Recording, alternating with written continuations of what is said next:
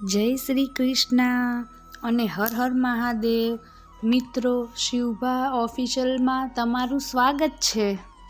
આજે આપણે વાત કરવાના છીએ ઉત્તમ ગુજરાત અને સમગ્ર ગુજરાતમાં પવિત્ર માનતા એવા અલુણા વ્રત વિશે. ચૈત્ર માસ છેલ્લા 5 દિવસમાં લેવાતું આ વ્રત એટલે કે દીકરીઓ માટે સંસ્કાર, સંયમ અને શ્રદ્ધાનું પ્રતીક છે. આ વ્રત માત્ર મીઠું નમક છોડવાનું વ્રત નથી, પણ પોતાની મનોકામના પૂર્ણ કરવા માટે ભગવાન શિવ અને માતા પાર્વતીની આરાધના કરવાનું વ્રત છે. વ્રતનું મહત્વ. મિત્રો, શાસ્ત્રોમાં કહેવામાં આવ્યું છે કે જ્યારે પાર્વતીજીએ શિવજીને પામવા માટે તપ કર્યું હતું ત્યારે તેમણે પણ આવો જ સંયમ રાખ્યો હતો. આ વ્રત કરનાર કુંવારી કન્યાઓને મનગમતો વર મળે છે અને સૌભાગ્યવતી સ્ત્રીઓના અખંડ સૌભાગ્યની રક્ષા થાય છે. પણ આ વ્રતની પાછળની કથા શું તમે સાંભળી છે? મહાદેવ અને પાર્વતીજીએ આ વ્રત વિશે શું કહ્યું છે?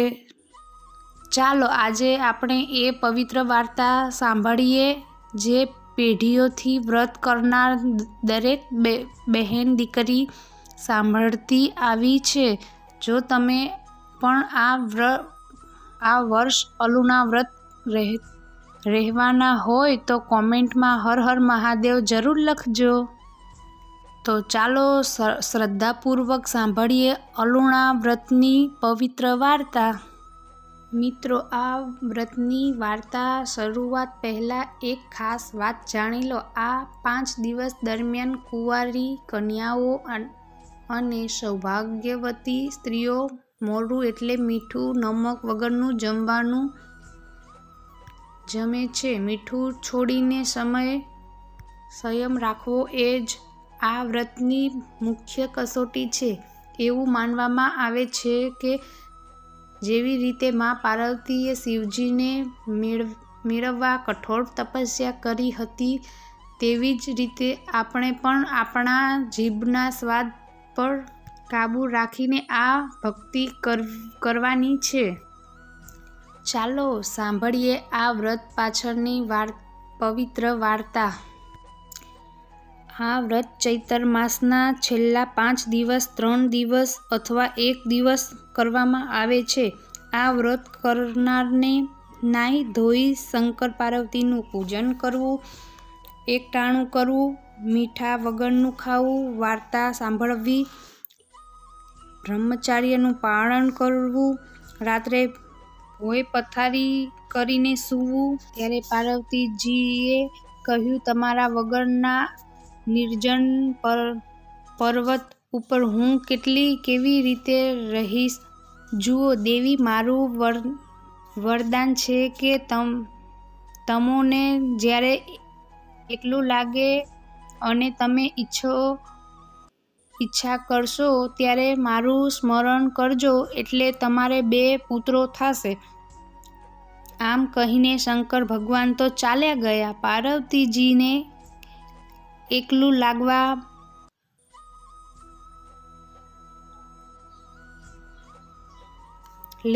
અંગના ચંદન ઓખાને ઉત્પન્ન કર્યા. બંને ભાઈ બહેન રમવા લાગ્યા અને રમતા રમતા મોટા થવા લાગ્યા. એક વખતની વાત છે, પાર્વતીજી ઓરડામાં સ્નાન કરવા ગયા અને ગણપતિ તથા ઓખાને બારણામાં ચોકી કરવા મૂક્યા.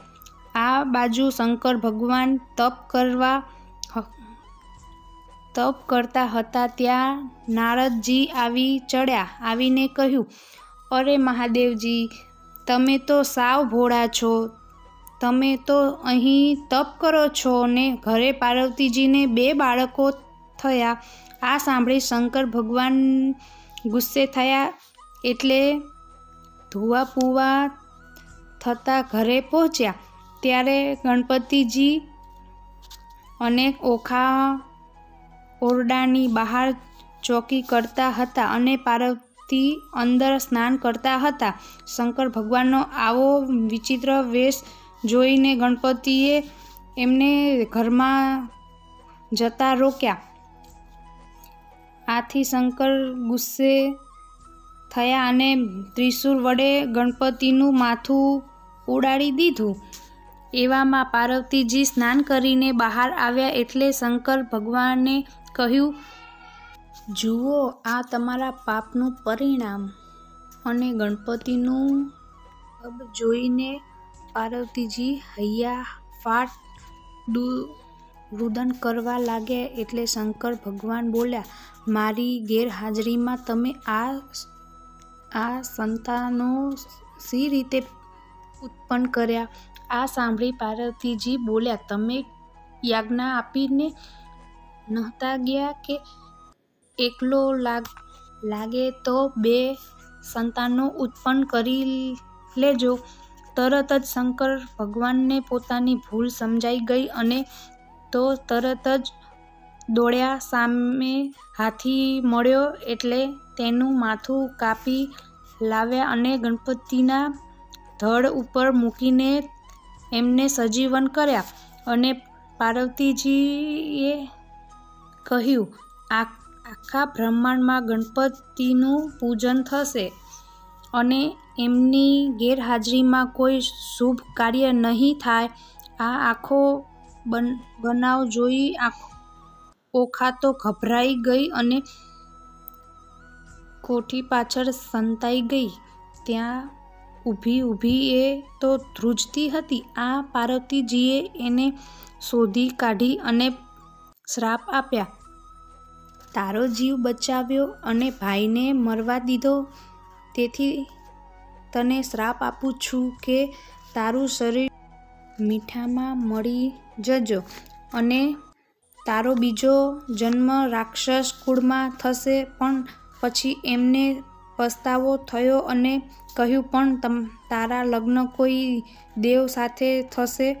તારો મહિમા ચૈત્ર માસમાં ગવાશે અને આ માસમાં જે કોઈ મીઠા વગરનું ખાશે એને અખંડ સૌભાગ્ય પ્રાપ્ત થશે. અને ખરેખર એમ જ બન્યું.